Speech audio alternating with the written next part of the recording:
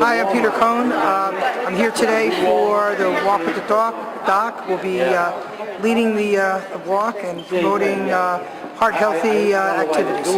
I understand. Oh, poor thing is so scared. What's coming in my lap? I don't think he's really, he does go in crowds. That's one of the reasons he's here.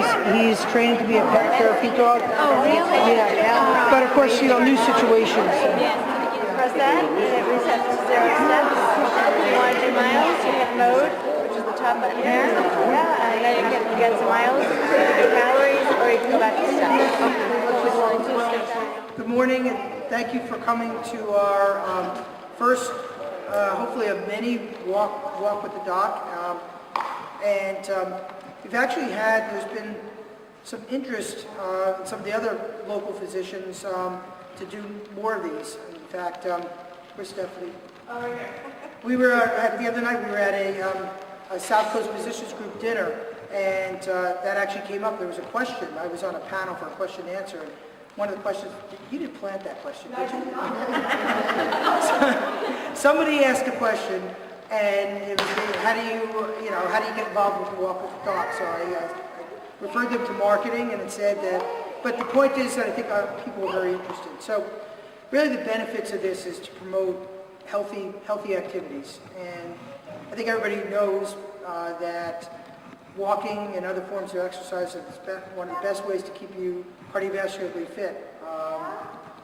When you walk or exercise, or any type of exercise, walk, swim, bike, you lower your heart rate, you lower your blood pressure, burning fat. Those of you who are diabetics, helps control your diabetes better, lowers your needs for medication. It may not eliminate it, but certainly decreases the requirements for meds, lowers insulin resistance, and all that stuff reduces your cardiac risk factors, because we know that the major risk factors for coronary disease are smoking, lack of exercise, high cholesterol, hypertension, diabetes, family history. Family history is the one thing that you can't change. You can't change your genetics yet, although they're certainly working on that too. But those other things really can be changed, and the exercise is the key component. It's also great for your mental health. I mean, I find sometimes after a day in the office or in the hospital, and I'm really tired, and I just want to go home and see my dog.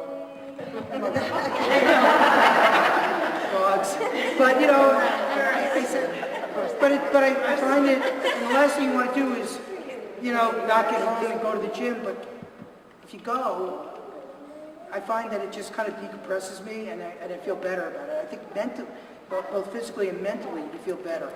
And in terms of, it's just a great stress reduction. And we also know that stress also raises your blood pressure, raises your heart rate. So that, besides the physical aspect, the mental aspect of exercise is just really. Judy's going to talk just for a couple minutes about the benefits of pet therapy in terms of cardiac and overall health. Well, I'm Judy, like Pete said, and this is Remy, and not the Red Sox Remy, because Peter is a Yankee fan. We have to clarify that right away.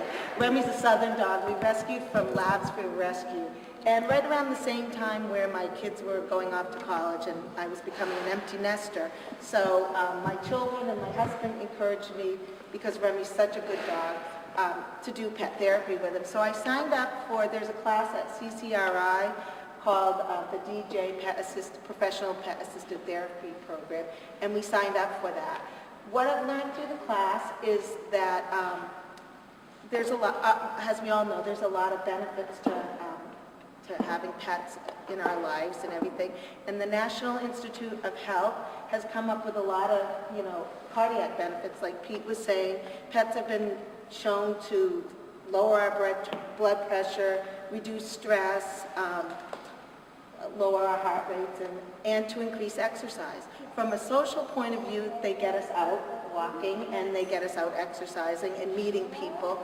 They're great for, skilled nursing facilities to, so that people can get together and talk. You have something in common when you go and talk about the dogs and stuff. It's amazing when we get there, because this is a population I had never worked with before. I'm a former elementary school teacher.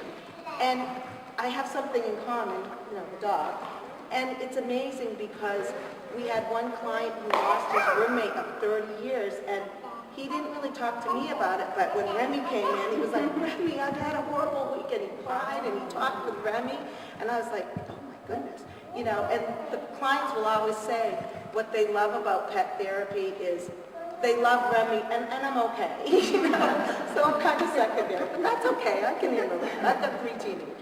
So my parents are in their 70s, late 70s to early 80s. I won't give their exact age, they don't like that. And they live in South Carolina, and they have a little Pembroke Welsh Corgi, and they have to walk that dog 3 times a day, rain or shine. If they don't walk the dog drives them crazy. And they're walking the beach, and my nephews went to visit them, and they, my mother was like, please, you walk the dog. So for a couple days, my nephews were walking the dog on the beach, and people actually stopped my nephews and said, is everything okay with Sylvie and Gordon? We haven't seen them in a few days, which really shows you the social connection that they're making. And from our point of view, we know somebody's kind of checking in on our parents, not really checking in, but you know what I mean. So, and the last case I have of pet-assisted therapy is Pete's cousin is a physician, and he was stationed in Afghanistan for a while, and he knew I was doing pet therapy. So he sent me this great picture of, this is Zeke, and Zeke works with combat stress and traumatic brain injury, and this was actually in, I'm going to say it, Kandahar, the new warrior center that was there.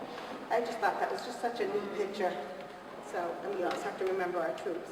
So if you're having trouble getting yourself scheduled, I recommend get a dog because they will get you walking. And if they don't, you'll wish you had.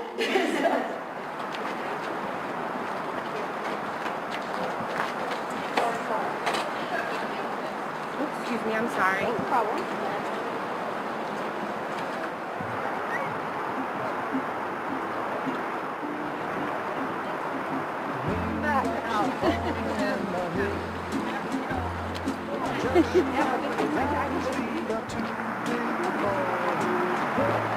Stop. Which I'm sure in 10 years I'll find out that that's not good either. Oh my God. John's observation.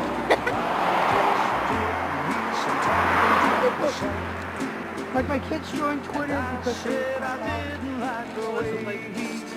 if you have guard,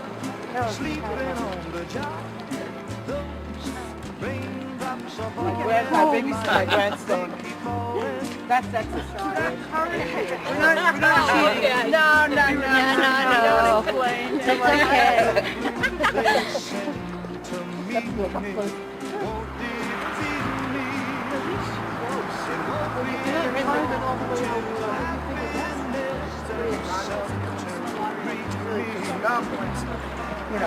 So we started going back there. Get everybody to do that. What stairs?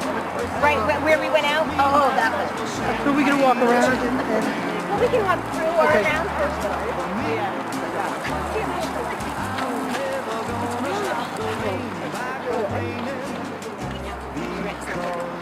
What is he? Oh, Yes. all right. That was good. Oh,